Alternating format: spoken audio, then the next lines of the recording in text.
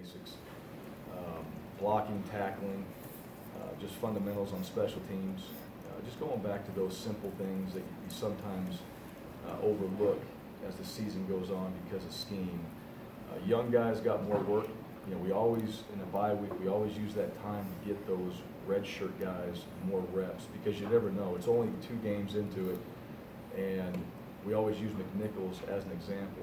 After 5 games, all of a sudden, he was put into action and had to go play against Nevada and played well. So we're trying to keep these young guys as sharp as we can because there's, you know, a couple injuries away from one guy having to go out there and almost be a starter in certain situations. And you don't want to waste a guy at the same time. You want to make sure they're prepared. So we spent more time with the young guys, with the veteran guys, getting those guys staying in shape, getting those guys sharpened up a little bit, and really trying to maximize, you know, that extra time. But the young guys did get towards the end of the bye week, got quite a few reps and a lot of work, and it was good to get those guys on tape. Sam coming. Watching videos over there? No, I was looking up the Utah State game from last year, and the automatic play video started. All right. I got the Utah State game on the computer. We go watch it. Sam coming, you know, playing close to home in this game, and he's obviously been off to a great start this year. What's maybe impressed you the most about what he's been able to do so far this year? Yeah, Sam's a guy. So you know, Sam spent his bye weekend at a, I think it was a student fair or something like that. I'm probably botching that, but. Where he got together with some other entrepreneurs that came up with some idea how to start a company and a business, and it was a 3-day deal, and so on and so forth. And he kind of told me about the idea. I mean, so that's Sam McCaskill. I mean, Sam is a guy that you want to have in this building. You want to be around. He happens to play football, but you know, this would be a guy you want here in any capacity, just being around the guy. So. Certainly for him, he's excited. You know, coming from Oregon, get a chance to play Oregon State, Oregon. You know, any of those schools in your hometown, you have family there. He probably has friends that go to Oregon State, and certainly grew up watching those teams probably more than anybody else, or hearing about them at least because they're always in the paper there.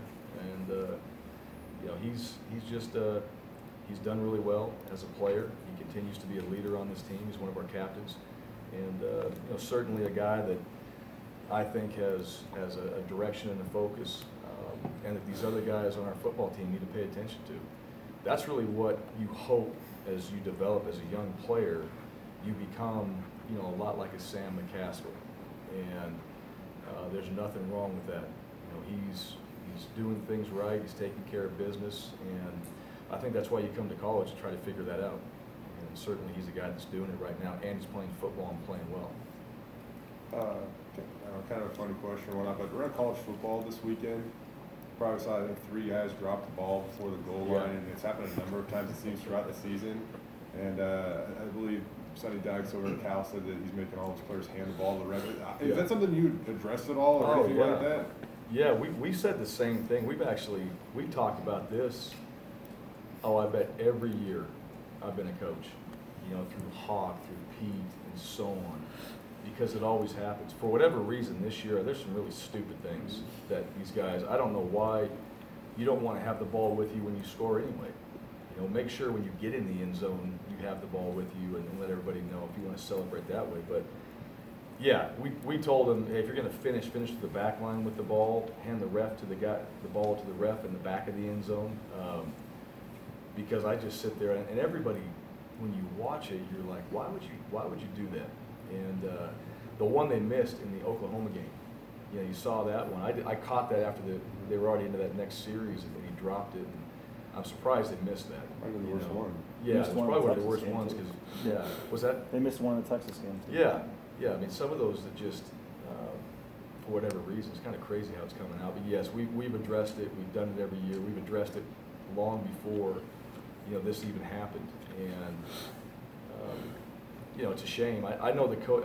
Here's the one thing. I'm sure coaches have hit on it, and I'm sure they've hit on it when they saw it the first week and from last year. And you know, guys just do some crazy things in games, but that won't happen. That's not going to happen with us. We'll make sure, one, we're trying to score, but just make sure you do score and get to the referee in the back of the end zone. Other consequences? What's that? Other consequences? Yeah, you won't score again. Yeah. Yeah, I don't want to find out what the consequences are. And certainly, we've actually showed all those clips. You know, we've pulled them out, and have a little extra time, you pull out a lot of things that happened in college football over the last 3 weeks of just, you know, why did this happen, or, you know, why did this guy make this mistake? You're just trying to teach your guys, like, don't just throw the ball to the ref, you know, on a kickoff return. You need to kneel it. That's college football. It's not high school football, you know, and why guys do that, don't know. You know, heat of the moment, whatever it is, but you certainly want to show it and let guys learn from it. Coach, what about Oregon State's offense? Yeah. They played against Garrison. Yeah. First time around in Utah State, 13, a little bit about him, running back, and what kind of schemes you might see. Yeah, well, I think we did play against him, and you're going to see multiple, let me say that on the offensive side, you're going to see multiple formations, you're going to see some sweep action, some unbalanced in there as well. So they move you around, they get you thinking, and they have good speed. You know, I mean, defensively, we're going to see something different than we saw last game. And these guys are going to have to line up. Now, I think these are some of the things that they've seen throughout camp, so we can probably go back and recall some of the stuff that our offense was able to do to them. But, you know, Oregon State's different. They got very good speed. They've got some very good skilled players. Their slot, number 6, is a guy that's very dangerous, can make things happen. And certainly, you know, got to be aware where he's at and to use him in a variety of ways. But you know, for us defensively, I mean, this is just another test,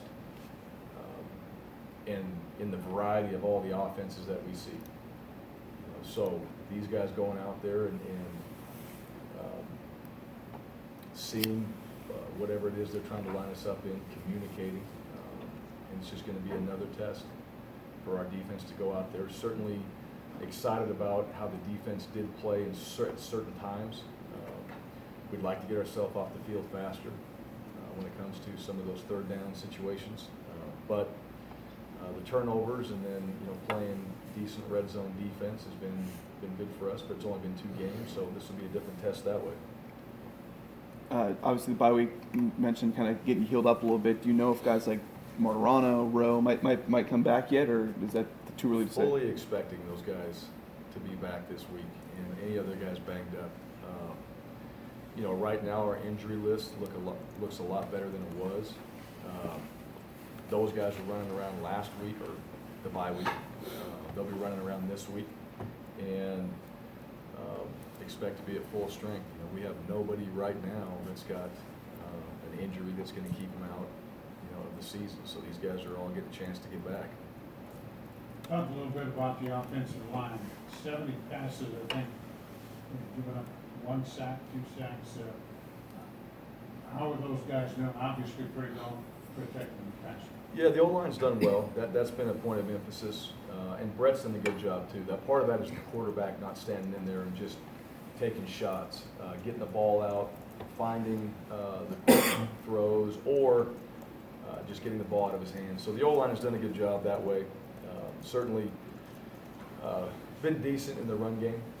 I think we've been okay there. Certainly want to improve and be more consistent running the football. But those guys are playing well. Like that group, like that we have a few guys too, where it's not just 5. You know, we have 6 or 7 guys too that can come in there and play. So we got a couple of guys that will rotate in there as well if needed. And you know, they're a work in progress. But that unit's been very good in practice, and they continue to keep pushing themselves out there. And you got guys, seniors, you got Travis Averill, Stephen Baggett, Mario. You know, those 3 guys, it's important to them, and they push that group there. And you know, I've been really happy with Mason Hampton. I like where he's at as the center, and what he's doing out there and directing our calls. And you know, that's a big thing. You know, to play center in this offense. He's done a really good job. With